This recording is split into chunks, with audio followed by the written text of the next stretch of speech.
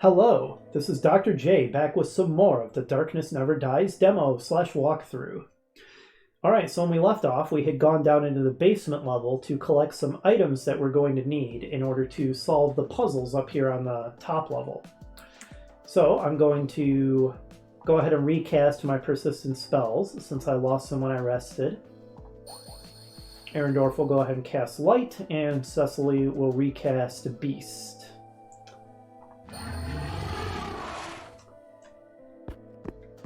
Alright, so you may remember that out here in the central area, we've got this floor tile that appears to be missing a part, some ancient machinery. So we picked up a couple of cogs downstairs. We're going to want to use one of these right here. Alright, we placed the cog into the empty slot in the gears and it fits perfectly. It appears that the cogs can be rotated to redirect flow through the channels. These lines that you may have noticed on the floor are what it's talking about when it says channels.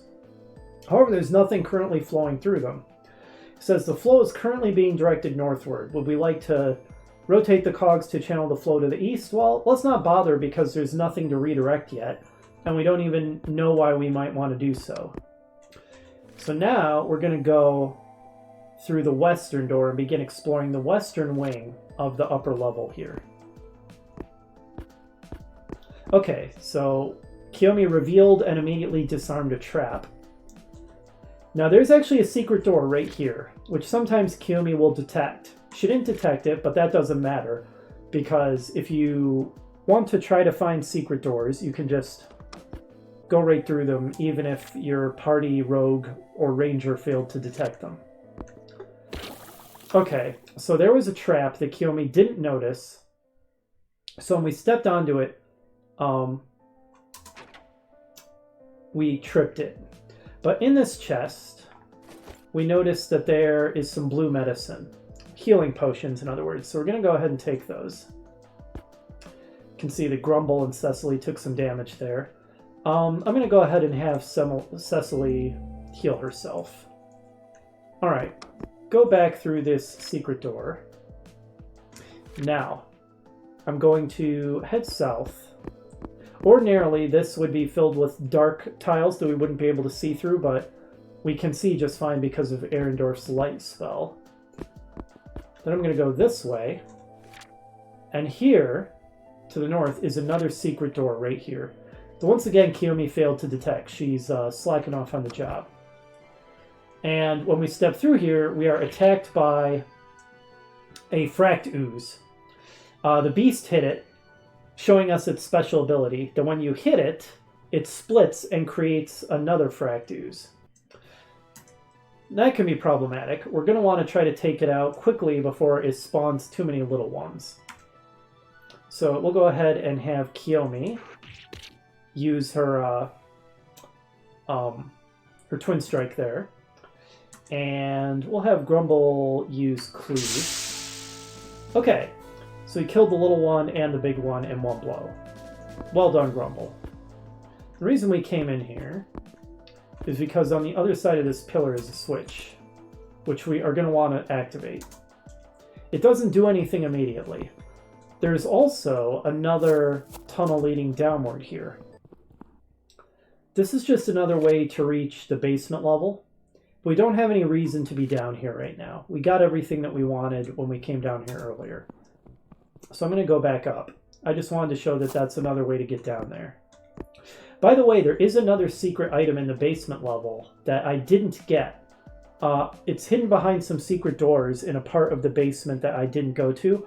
I'll leave that as an exercise for you viewers to try to find on your own. Go ahead and download the demo. It's free. Give it a play. See if you can find that secret hidden item I'm talking about. Now here, we find a door, but it says it's firmly sealed and there's no apparent lock or opening mechanism.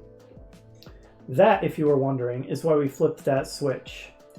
That switch alone is not enough to open that door, but it's one of the things we're going to have to do to get this door open. So now I'm going to go back up through this corridor, which has returned us to this point. And Kiyomi detected a trap at the end of the corridor there. Alright, so we're back here.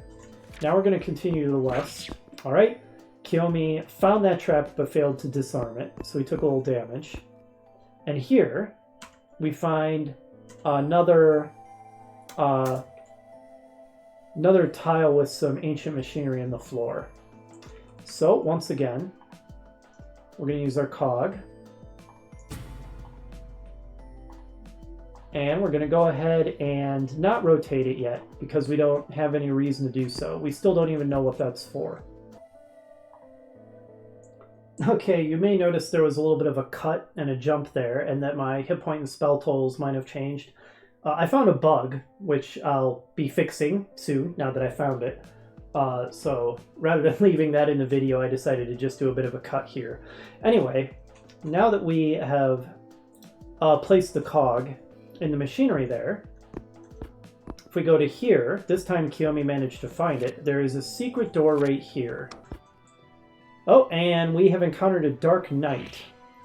So these guys can also be a bit nasty, and they're fairly tanky, so let's do our best to take him out quickly. Alright, good. We managed to take him out before he was able to get off any attacks.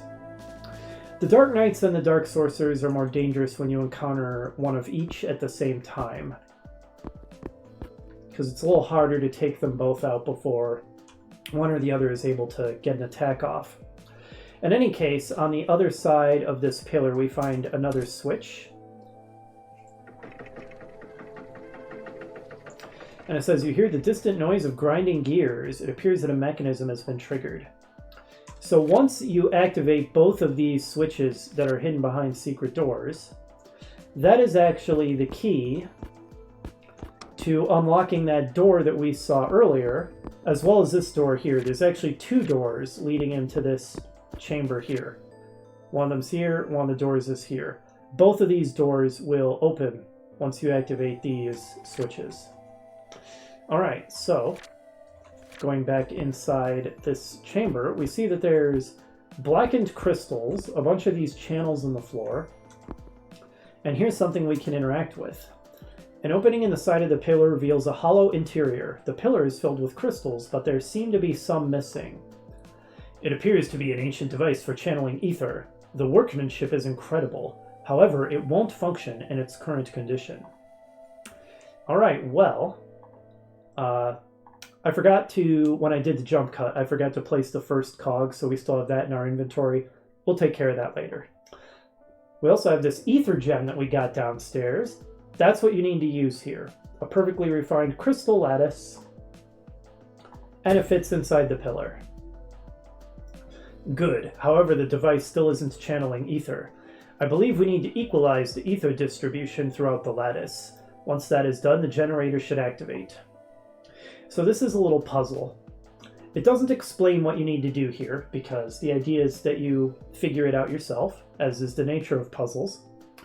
But as it turns out, what you need to do here is you can manipulate these dice, these buttons on the right.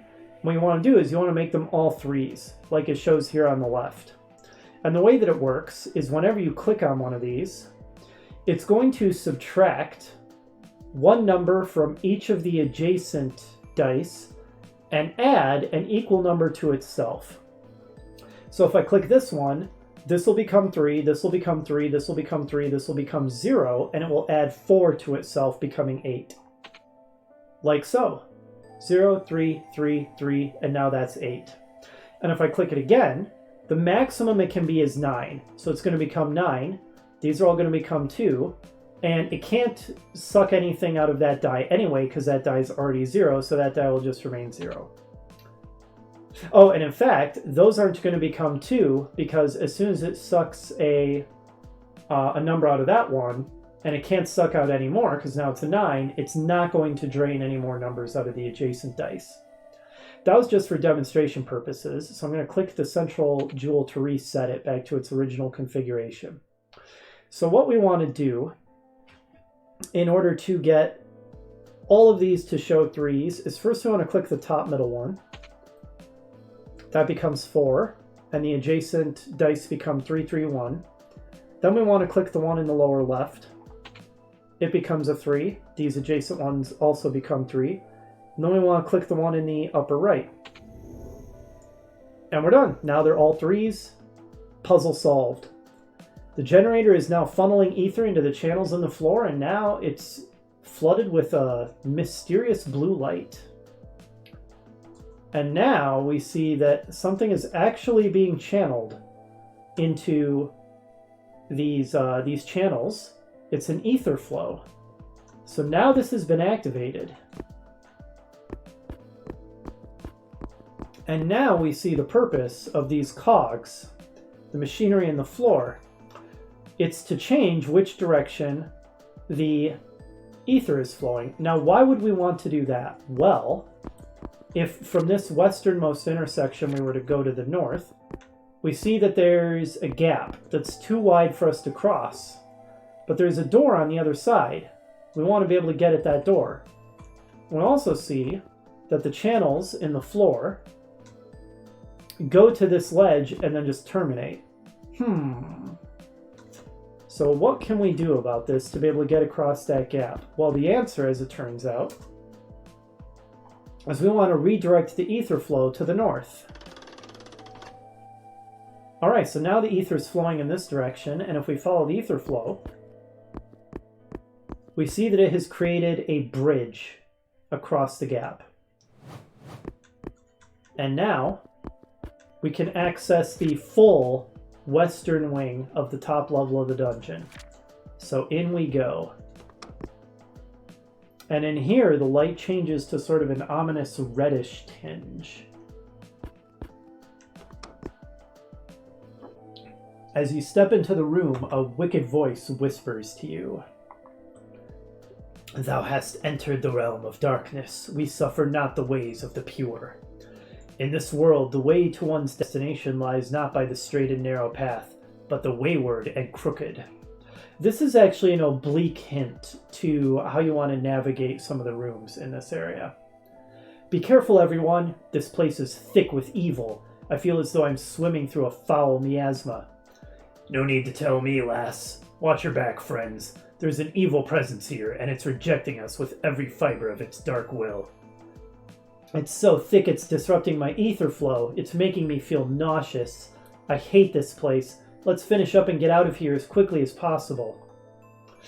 Alright, so this area can be pretty dangerous and rather tricky. First thing that we're going to do is head to the north. Oh, and we encounter a pair of ghouls. Alright, and they have gripped a couple of our characters, Kiyomi and Arendorf, with nausea and infirmity, as we can see from this little condition icon. Cecily will be able to cure that with the cure spell, so we're probably going to want to do that once the fight is over. Let's take these guys out.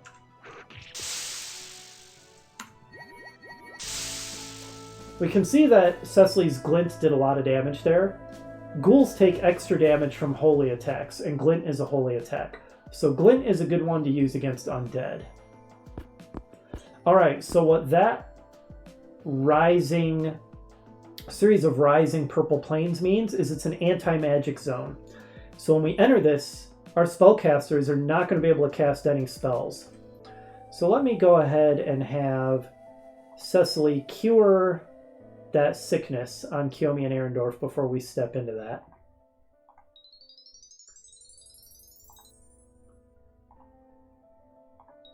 Alright, we can see that the sickness icon has disappeared.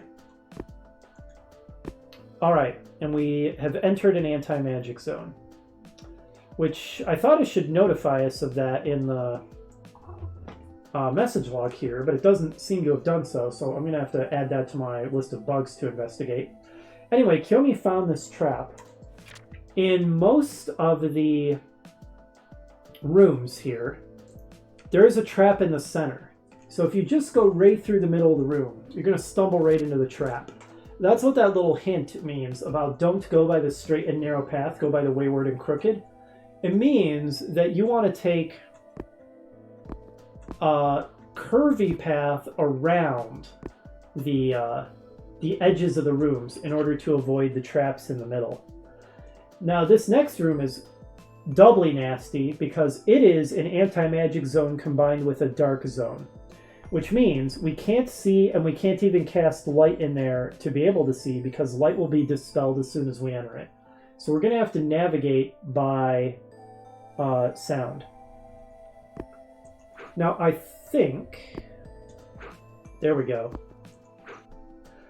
You when you're in a dark zone, it makes that whoosh sound when you turn in order to aid your ability to navigate by noise alone. And my cat just jumped onto my lap and started getting into things, and I'm having to intervene. And that was really bad timing because now I'm not sure if I'm pointing the direction I think I'm pointing. Okay, good, I am. So you can see that what I did is I went north, turned east, walked forward, turned left, walked forward, turned right, and walked forward. And in the next room, we're going to want to go forward, turn right, forward, turn left, forward, forward, turn left, forward, turn right, forward. In other words, we just want to avoid the center so that we don't step into the trap. We want to go around the edge of the room. So we're going to go ahead and do that. Forward, right, forward, left, forward, forward, left, forward, right, forward. See, that's the path I took to get through that room. All right, and now we reach the northeastern room here in this evil section of the dungeon. And we find a treasure chest. Now this is actually optional to find if you know the solution to the puzzle here, because what this chest actually contains is a clue to solving the puzzle. So if you already know the solution, you don't need to get this. But I just want to show you this here to show you how you would solve the puzzle if you didn't know the solution ahead of time. So I'm going to bring up the inventory, go to the parchment and use it. Okay, so it shows this grid with a bunch of letters, H-I-J, E-F-G, B-C-D-A. By itself, this doesn't mean anything. So we're going to need to find another clue in order to understand what that means. But let's keep it in mind. All right, now we want to backtrack. So I'm going to go to here. And if I remember correctly, I think if I go to the south here, I'm going to be able to enter a different area. So I'm going to go forward, left, forward, right, forward, left, forward. All right, and enter another room where what I'm going to want to do is go out the east side of the room, avoiding the center again. So I'm going to go around the edge like this. So forward, left, forward, right, forward, left, forward. All right, and that takes me to a door here. If I go through the door, beyond the door lies a dark temple that radiates evil. In the center of this wicked cathedral stands a tower carved with evil visages. Crudely carved words on the nearby wall read, "The demons will suffer not the unworthy to stand within their sight." That is a hint that means don't step in front of these demon faces carved into the pillars up here, because there are powerful traps that cannot be disarmed that will wreck your face if you step in front of these demon faces. So don't do that. All right, so what I want to do is get to the opposite side of the room without setting those off. I can do that by going through the center here. And I don't think there's a demon face up there. No, there isn't. So it's safe to step here through this door. All right, there's no reason to go to the north because you'll just trigger a fight and there's nothing in there. So I'm going to go to the south. Now this room, if I remember right, is the one exception to the rule that there's a trap in the center of every room.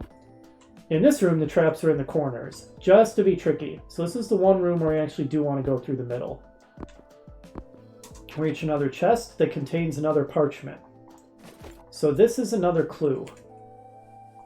Bring up the inventory and use this one. Lest ye be cast into the endless abyss, dare not to interfere in the affairs of the gods. Now what you want to pay attention to here is the fact that certain letters are capitalized. Which letters are capitalized? A, D, I, G. So if we combine that with the first clue that we found.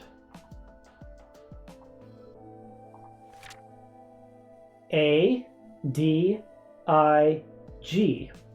So in other words, that's indicating 4 specific squares on this grid. This one, this one, this one, and this one. If we keep that in mind, I keep hitting escape, but what I actually want to do is just click out of it. That's why I keep bringing up that do you want to end the cutscene. All right, but if we keep that in mind, we'll be able to figure out the solution to the puzzle that is awaiting us at the end of this area. So let's backtrack a bit. Not step in front of the demon faces because they have a powerful trap, as I said. All right, and it's safe to go this way. And let's go through this door to the south now. That's going to lead into another of these nasty dark / anti-magic rooms. Here we're going to want to go around the edge to the west. So forward, right, forward, left, forward, right, forward. Leads to an anti-magic room, but not a dark room.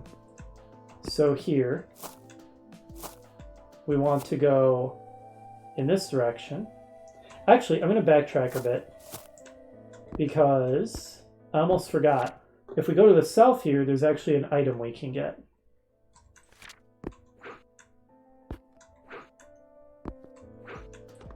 There we go. So you see I went to the south part through that room. There's a trap in front of this treasure chest. We have no choice but to step into it to try to disarm it. Alright, Kiyomi succeeded. We open the chest. We find an amulet of health. This emerald amulet provides its wearer with resistance to poison and disease. We'll go ahead and take that. Cecily asks, are there any magic items? There are indeed, Cecily. Now, I'm just going to go ahead and arbitrarily give this to Grumble. Alright, so Grumble is now resistant or immune to poison and disease. Beautiful. Now, let's go back around, and we're going to go down this way, and we're going to go down to the lower level again. This is going to take us... Oh, we have encountered a phantasm here in the darkness. I'm going to go ahead and... Oh, and this is in an anti-magic zone, so this is very nasty because our casters can't use their magic. So, it's going to be up to Grumble and Kiyomi to deal with this. My casters are going to be pretty useless. So the P key means pass. So if you need a character to pass without doing anything, press P. Alright, and then we get another turn. We want initiative, so Grumble will attack. Good hit, Grumble. Kiyomi will attack. Oof. Pass, pass. Okay, and Grumble got hit by Withering Energy from the Phantasm. Ooh, and he has been hit with some kind of curse. Alright, he managed to finish it off. I honestly don't remember if Cure can get rid of the curse on him, but I'm going to try it. So Cecily, see if you can cure Grumble. Oh, we're in an anti-magic zone. That's right, she can't. Oh, he recovered. Okay. Oh, geez. We run into a dark elemental. We are having a lot of encounters here in this dark zone. Good grief. Dark and anti-magic. So that's very unlucky. In fact, I'm going to try to run. Alright, we failed to run. Try again. Okay. Oh. That's a bug. The battle music did not end when I fled.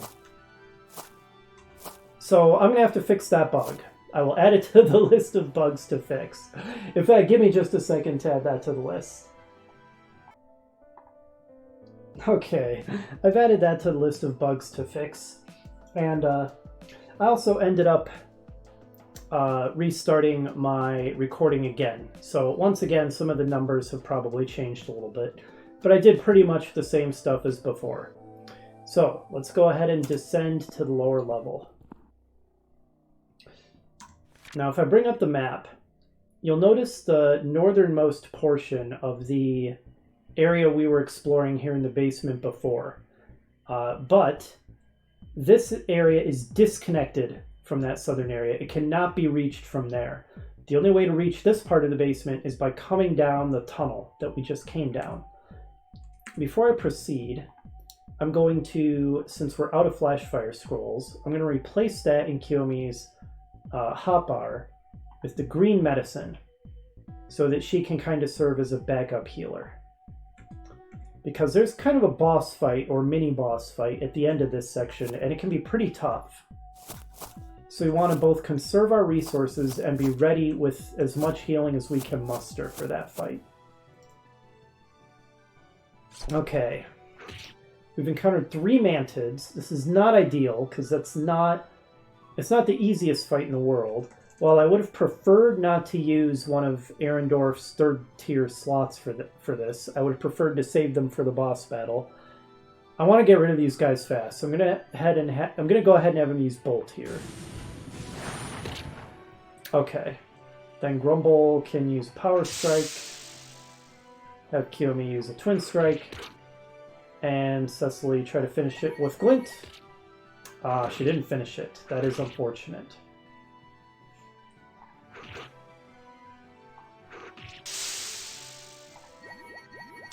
Okay.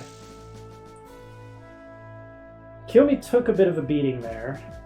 So, once again, in the interest of conserving resources, I'm going to use that blue medicine that we got from that one secret chest. And I'm going to go ahead and use that on her. Blue medicine is not as good as green medicine. It doesn't restore as much. Cecily could maybe use one as well, but I'm going to hold off for now. So what we want to do is we want to navigate to the north to this door here. On the other side of the door, you'll see there's a chest here. This chest is a trap. It contains a swarm of coin beetles. And if you trigger that fight, it's a pretty difficult fight. It is winnable, but you are guaranteed to use up a lot of resources fighting the swarm of coin beetles. I do not want to do that when there's a mini-boss battle coming up, so I'm not going to open the chest. However, if you want to see what it's like to fight a swarm of coin beetles and get the bragging rights of fighting and defeating them, then you can download the demo for yourself, open that chest, and trigger the battle. Now, going through this door, I then want to turn to the left, head east, and go to this out-of-the-way tunnel here. Now, as soon as I step into this room, I'm going to trigger the mini-boss battle. So I want to check my characters and see how their hit points are. I really want my frontliners to be topped off, because they're going to be taking the bulk of the damage in this fight. So I'm going to use the remaining blue medicine on Grumble. Now that was an unlucky roll. He only got 3 hit points from that. But hey, it's better than nothing. So, let's get our game faces on, and it's time to rock. We encounter a Mantid Queen, guarded by a Manta Champion who got initiative, so he just accelerated himself. And, oh man, hit Grumble for a ton of damage. That was unlucky. It would have been much better for us to be able to get initiative on that guy.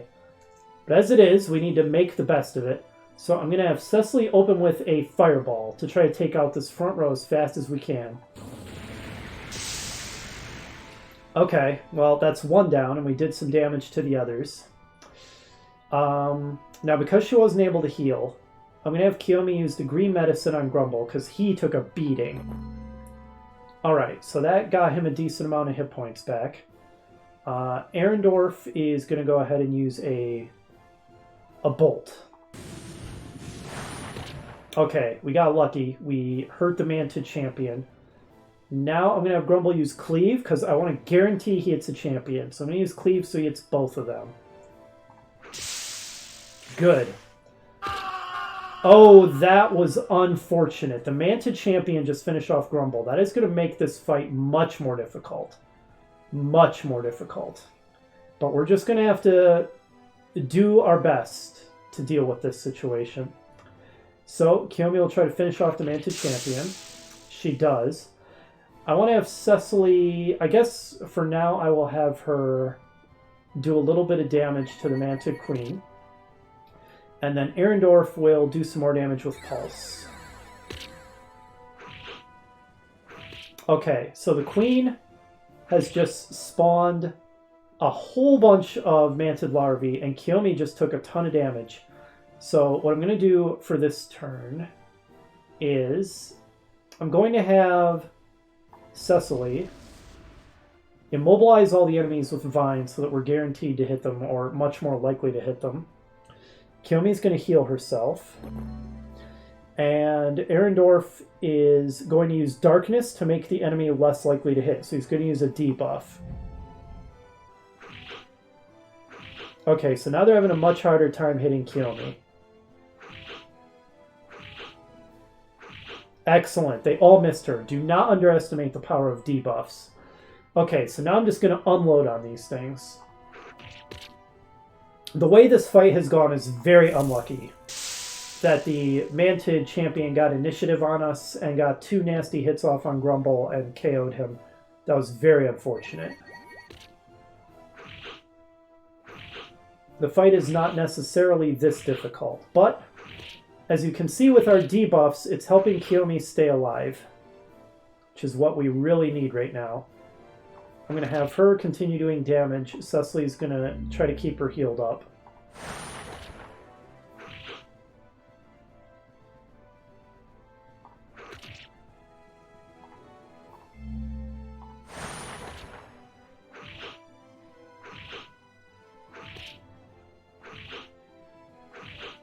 Unfortunate that the Manta Queen got in a hit on her. But Cecily, ooh, that was an unlucky health roll too.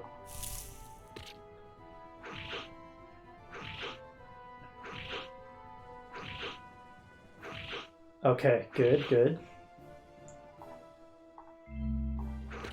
Now, if Grumble had survived, I would have had him use Cleave in order to be able to do damage to all of these at once. Or if I had another Fireball left, I would have used that. Or if I had a Flash Fire Scroll, I would have used that. Basically, I really want to have AoEs here, Area of Effect attacks, so I can hit all these enemies at once. The fact that I don't is making this much more difficult.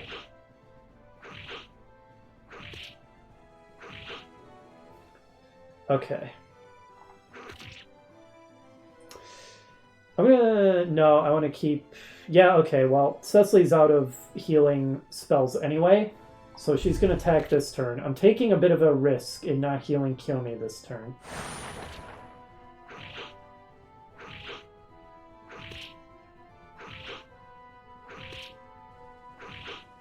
Okay, now Kiyomi really has to heal herself.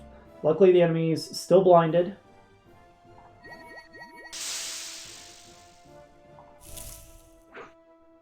And we are thinning them out. Okay, am I out of medicine? It looks like I am, so this is it. It's do or die time.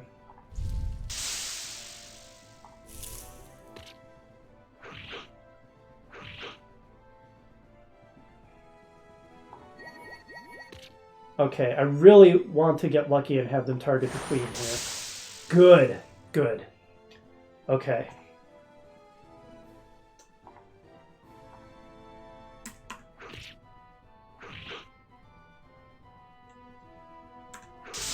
All right.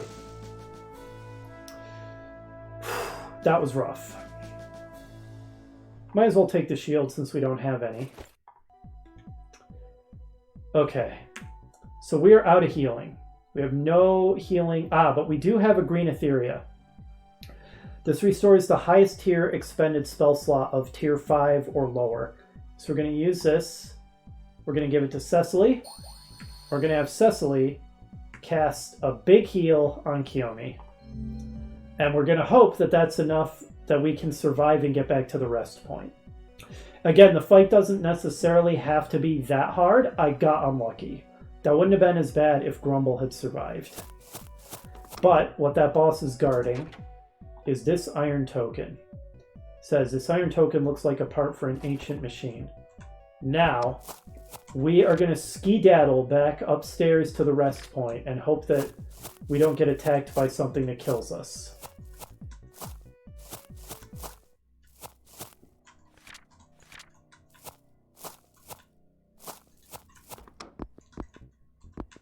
I definitely don't want to open this chest now with my party in such awful condition. The swarm of coin beetles would destroy me right now. It's a challenge. Okay, this is not a fight I want to deal with. I'm going to attempt to flee. Okay. We failed to flee this turn, so there's nothing for it except to fight. Try to flee again next turn. And I'll cast Darkness so that the enemy has a harder time hitting us at least.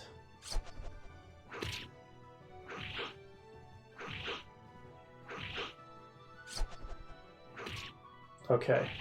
If we can ever get to act again. Alright, try to flee again. Okay. So we got lucky and we were able to flee. Once again, the bug where the battle music keeps playing when you flee. I am going to fix that. Go back upstairs. Okay.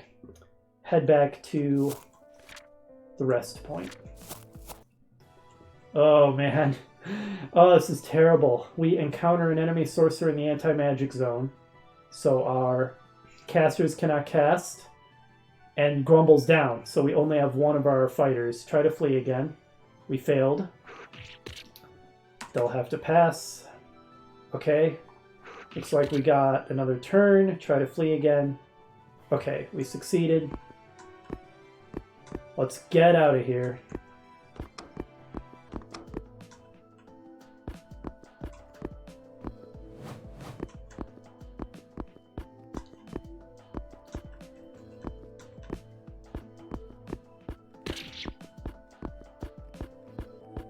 Would be real bad if we got killed by a trap now.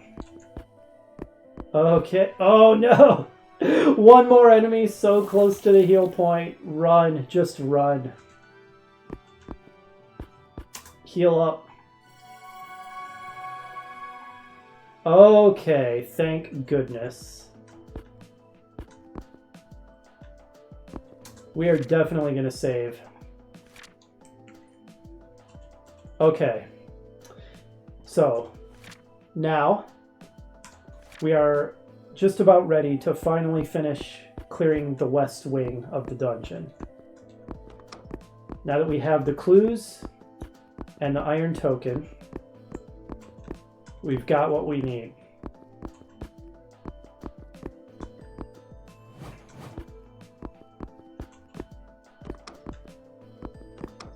Okay, so where we want to go from here is we want to go to the east.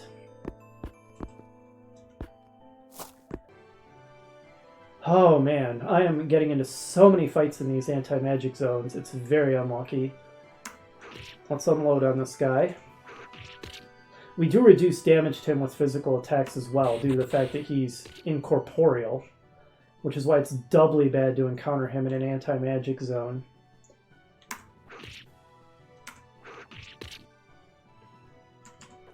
And we're having a hard time finishing him off, it seems.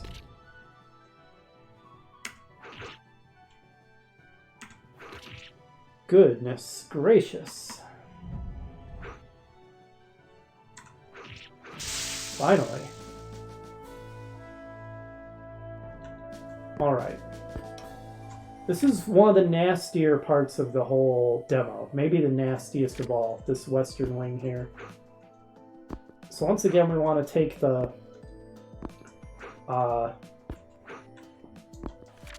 path around the room. We do not want to go through the center of that room, so I went right, forward, left, forward, left, forward, right, forward. And now, that takes us to here, where we reach another door that we can't get through. And we see there's a switch here, and it says the apparatus on the wall appears to be missing a part. Well, that's why we got the iron token,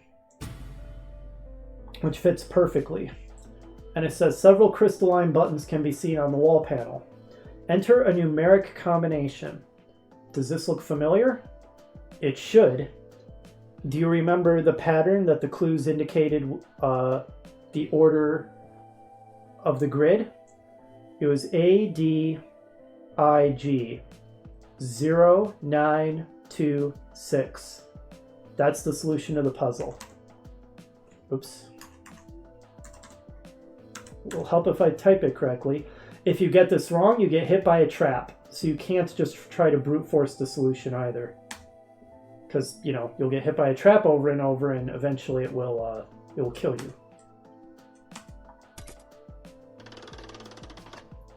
Alright, but we entered the combination correctly. So the south door slid open. And that takes us out to this area. Does this look familiar? This is one of those black crystals to the side of that door leading into the central area. And there's a switch here.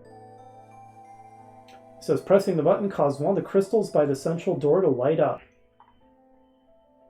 Okay, sorry for another jump cut. Alright, so now that we have activated the western crystal, you can actually do the eastern one first if you want, but you have to do them both, so the order you do them in doesn't really matter. I just chose to do the western one first.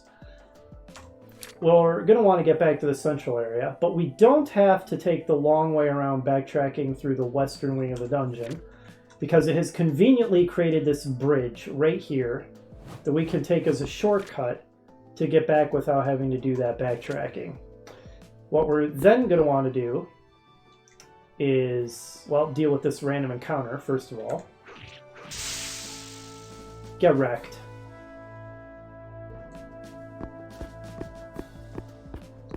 We want to go back to this western cog, and we want to redirect the ether flow so that instead of flowing north, we want it flowing to the east. So now it's flowing into this central cog. Currently, the central cog has it directed to the north, but that doesn't help us because we still can't get through this door because we haven't activated this crystal. We actually are going to want to redirect the flow from this central cog so it's flowing to the east. That's going to allow us to access the eastern wing of the dungeon, but before we do that, let's go rest up.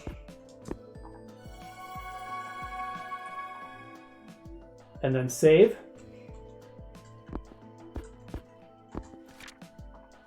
Alright. We are halfway toward our objective. We have activated one of the 2 crystals that we need to turn on in order to be able to get through the central door. Next time, we're going to go through the eastern wing of the dungeon and activate the other crystal so that the central door opens and we can see what lies beyond. Hopefully you'll join me for that, and I will see you then. Bye!